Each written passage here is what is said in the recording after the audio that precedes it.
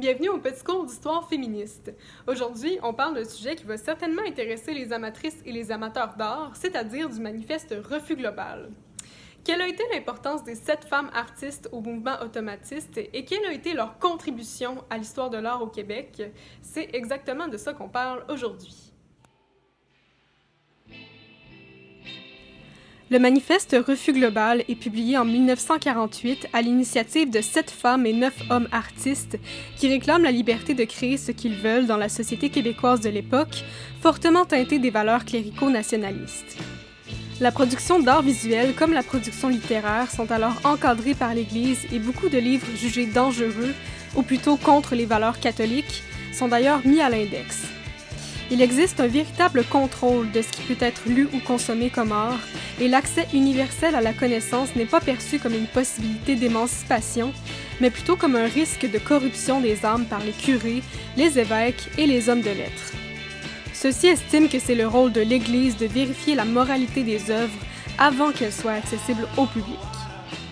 Refus global exige que les élites cléricales desserrent leur emprise sur le monde des arts, mais plus encore, les artistes qui le signent revendiquent un profond changement de société, un accès universel à la connaissance.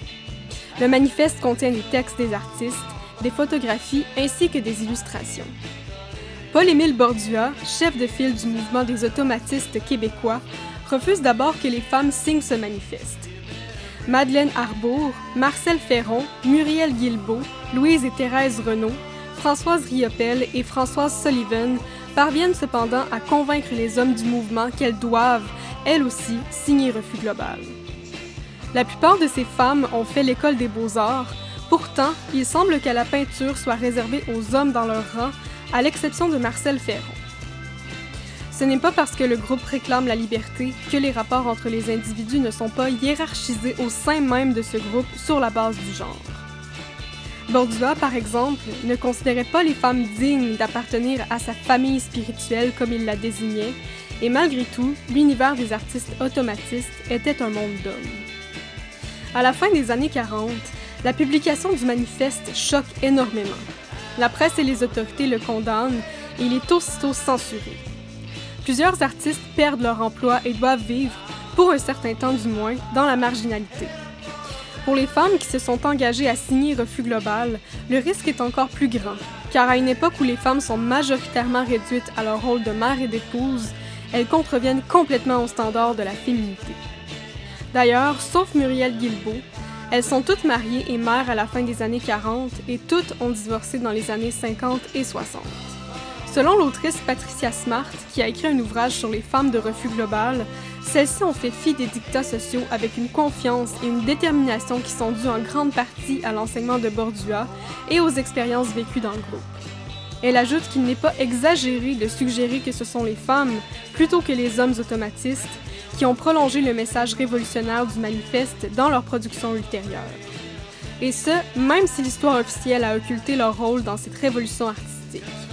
Refus global a eu peu d'impact sur le coup, notamment à cause de la presque absence de la télévision qui lui aurait permis une plus grande visibilité.